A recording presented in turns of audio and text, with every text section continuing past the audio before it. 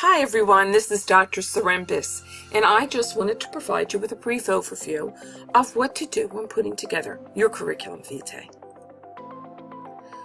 Well, the curriculum vitae means a course of life in Latin, and really it is a story.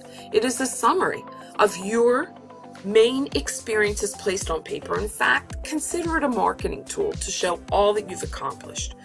Often, it is associated with academics, but this is really in the past. The CV is now to be used by all professionals, and you see this particularly in healthcare and in education. Now, the differences between a CV and a resume. The resume is just a few pages. In fact, this may be the one that you can put on just 2 pages because it includes your education, your work experience, your license, and your certifications. But now let's look at the curriculum vitae. This is an unlimited number of pages. Your education, your work experience, your license, your certifications, but also what special skills do you have? Awards and honors, professional associations to which you belong, presentations, both podium and poster that you may have made, publications, research, grants, and please do not forget the all-important community involvement. This really speaks to your leadership. So do you belong to that parent-teacher organization? Are you working within your church organization? Now, there's some myths and facts that really are out there about the CV. So let's look at a few.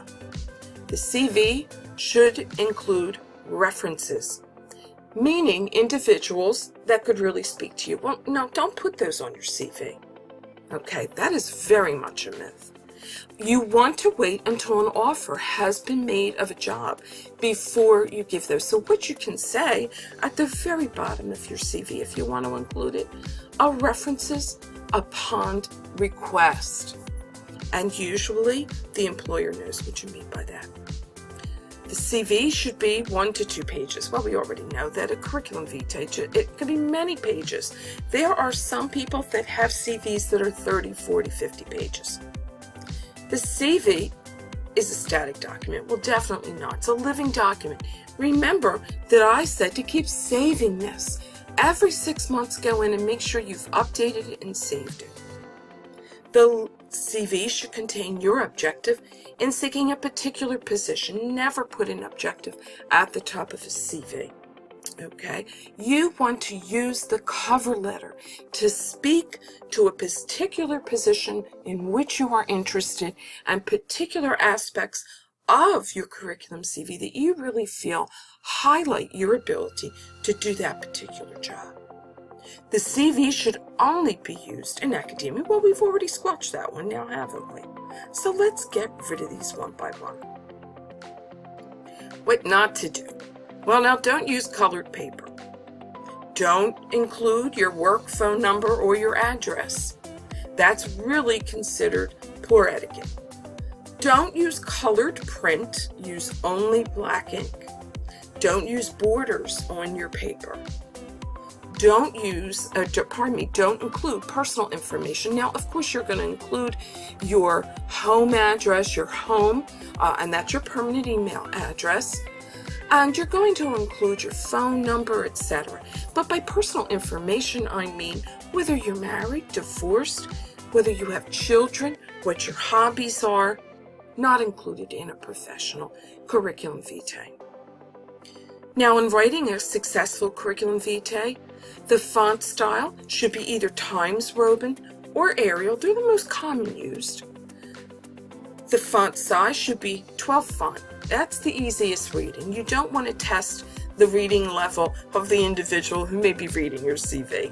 Now, the top, which contains the words curriculum vitae and or maybe also include your name and your contact information, that can be 14 font if you like.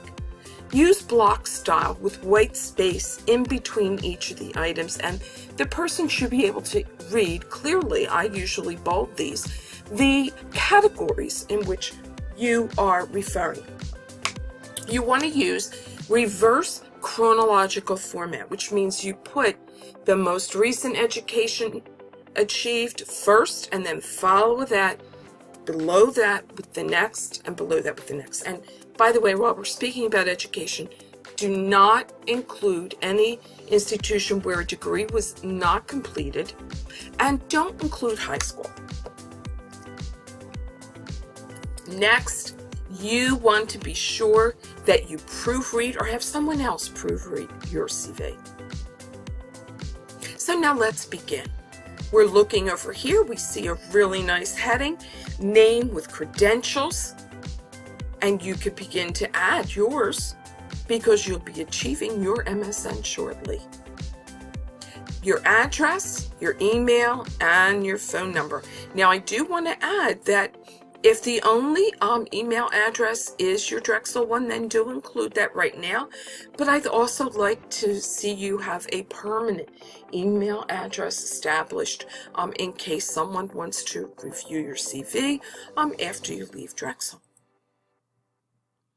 Now, your items to be included. You, of course, want your education. You want all professional degrees. After the you put Drexel and you put MSN, you can put the expected date of graduation.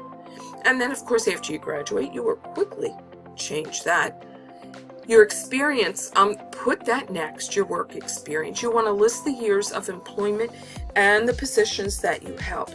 Make this very easy for the reader to understand. Next, your military experience. Now, if you have military experience, there's two schools of thought. Some people will say include it right under experience. I often say, you know what, set this apart. Set your military experience apart. It says so much about you as an individual.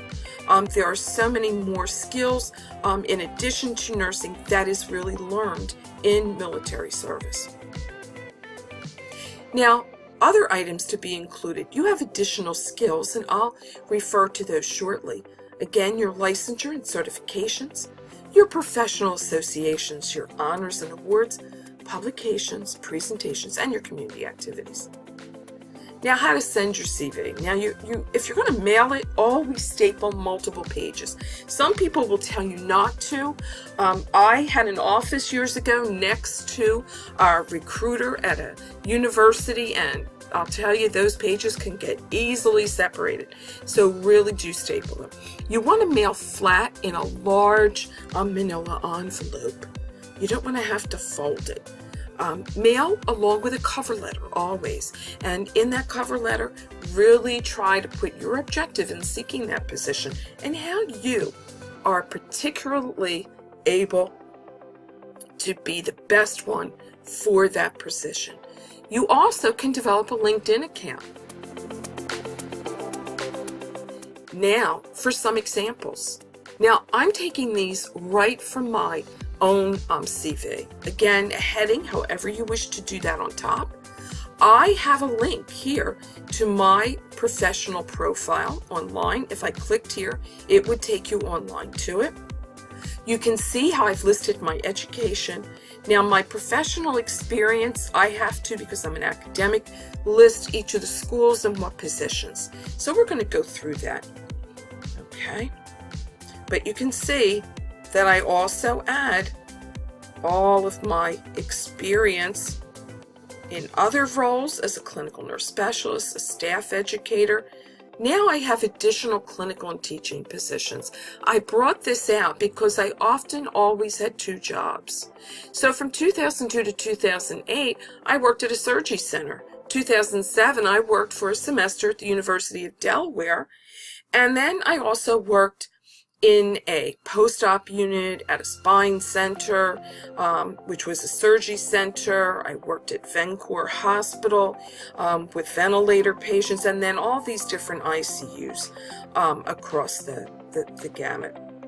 And then I have additional experience as a litigation nurse consultant, or legal nurse consultant as we call it.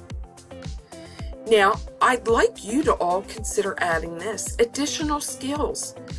Proficient in Microsoft Word, PowerPoint, Excel. How about the fact that you know how to use Turnitin? You can create videos using Screencast-O-Matic. I'd like you all to download Jing.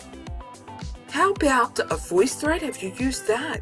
Or any of these other different tools? And think of the tools that you have used. any licensures and certification.